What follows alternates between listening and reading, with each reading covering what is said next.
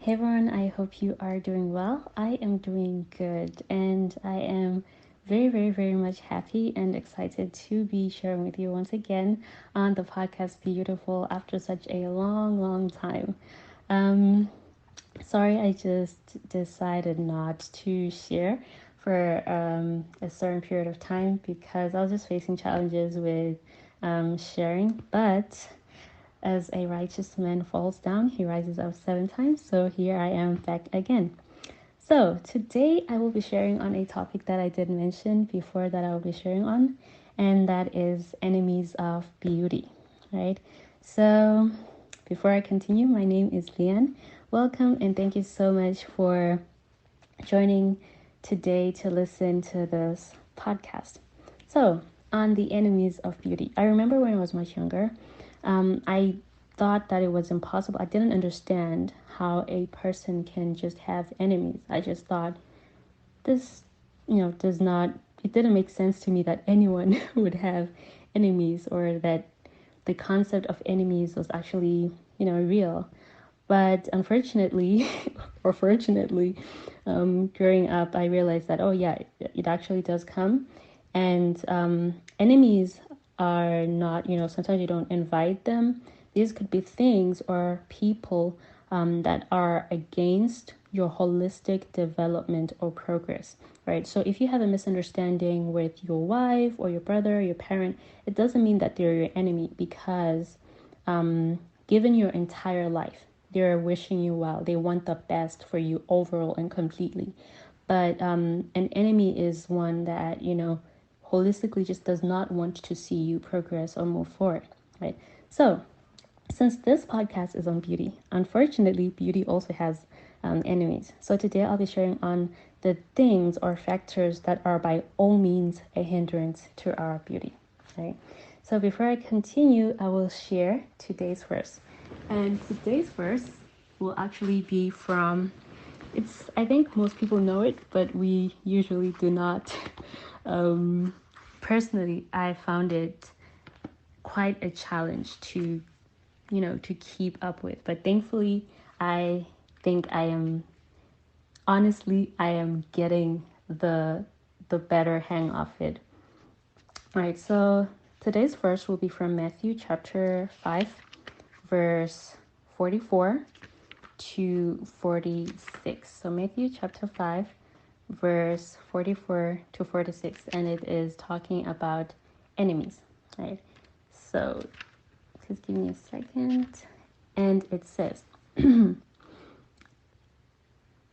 but I say to you, love your enemies, bless those who curse you, do good to those who hate you, and pray for those who spitefully use you and persecute you, that you may be sons of your Father in heaven. For he makes the sun rise on the evil and on the good. And sends rain on the just and on the unjust. For if you love those who love you, what reward have you? Do not even the tax collectors do the same? So, on this concept, although it's talking about human enemies, now relating it to beauty in the same way that I think this verse is telling us to do good in place of the bad that might have been done against us. We also, when looking at beauty, should not focus on the bad. We should focus on the good things. For example, for every pimple or for every blackhead that comes out of your mouth, not your mouth, I'm sorry, out of your face or out of your skin, remember that your eyes still look beautiful. Remember that you still have a beautiful smile, right? Or maybe for every dark mark, or maybe you have a hyperpigmentation somewhere, or maybe something that you don't like. Just remember that there's something good about you still. There's still many other things that are good about us, because I think that we sometimes dwell on the bad and magnify the bad, despite even maybe sometimes that they would be small. We sometimes overemphasize them to our detriment. So I hope that this will be helpful. So now today I'll be sharing on enemies of beauty, 5 enemies of beauty, excuse me, that I was able to identify. These are not the only enemies of beauty, but I was looking for things that I know for sure I've seen are enemies of beauty and also apply to quite a lot of people. So enemy number 1 is the beauty, just the beauty idea, right? So if my entire focus becomes on being beautiful, I'll soon lose that beauty.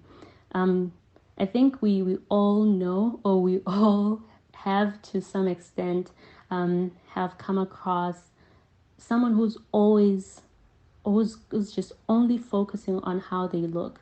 They don't focus on anything else, don't focus on their education, they don't focus on their spirituality. They just need to look good, right? And even though maybe the first time you see a person like that, you might like the person, after a while, there's no more beauty to appreciate. It becomes like just a cover up for the package, right? So I think that the beauty idea, centering too much on beauty, also takes away beauty, right? So if anything, beauty should never be number 1 on your priority list. It should never, but it also shouldn't be lacking in that list as well, right? So yeah, that was the first enemy of beauty. Because I think we've all seen that we can compare maybe someone who might be, I'll put this in this way, not in any derogatory way, but someone who might be in the role of a trophy wife who's always at home doing absolutely nothing, looking at the mirror, just doing themselves up, eating.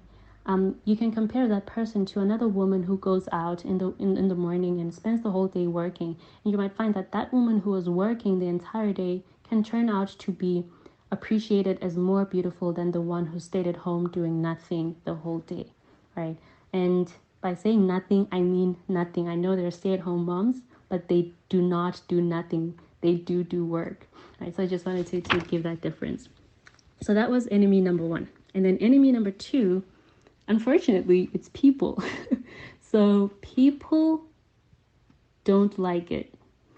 I don't know, we as a community of human beings, for some reason at large, I'm just putting this in an umbrella term or way, at large. I know that there are some people who are good-hearted, but for the most part, people don't like it when they see us making efforts to look better. So we should just learn to understand that and not give too much power to sarcastic comments or just bad comments that people give or they pass when they notice that we're trying to become better, right? So I'll give 3 reasons why I notice that people are I would say are enemy number 2 on this list, right? So number 1, people don't like change. So let's say I've been raggedy all my life, and one day I decide to dress up. People will be like, "Oh my goodness, you look great! You look great." If for the most part people see you starting to keep up with that change, you will find that you will have a few people who will start to say, "Oh, what are you trying to do?" or something like that. So that's because generally as people we do not like change, right? And then number 2, people fear being left out. Let's say we had a group of friends and we were all just being raggedy and we really didn't mind. And then I decide to start looking better. Most likely, the enemies that I will have of my beauty will be those friends, because generally as people we don't want to be left out. If we see somebody progressing, we also want to progress. But if we find that maybe we don't have the means or we don't know how to, we might end up becoming an enemy to that thing. Then number 3 is because generally people are negative. So that's why you might find that people end up being an enemy of beauty, right? So that was enemy number 2, which was people. And then enemy number 3 is self, me. I can be the biggest enemy of beauty. So the way I look at myself, the way I view myself can be an enemy to my beauty. I think that if I look at myself in a loving way, for some reason, I don't know, even if it's a thing that I'm doing within my brain, within my mind, it also comes out as confidence. It also comes out as glow, as countenance. So we should train ourselves to speak to ourselves well, to appreciate, to understand that because we're human beings, we are beautiful. Come rain, come thunder, that's just a fact. But the way we look at ourselves can, to a large extent, determine how we are or how we look. Right, so that was enemy number 3, which was self. And then enemy number 4 is fear. Being timid always makes us less beautiful. I feel like it's okay to be confident. Confidence is not pride. Confidence is not arrogance. I think it's okay to be confident, rather being sure of what you're doing. Even if you're wrong, if you're a confident person, if you're wrong, you will be confident again to say, I'm sorry, I didn't know. I thought it was this, but unfortunately it was not this. So we should not fear walking into a room full of maybe new people, walking into a space that we've never been to before. We should not fear, because fear somehow, I feel like fear speaks. It expresses itself through our eyes, it expresses itself through just our face. Fear speaks. So fear can be a huge, huge enemy of beauty. And then number 5, I think this is my favorite because it is very practical. So I saved it for last, which is bad boyfriends or girlfriends.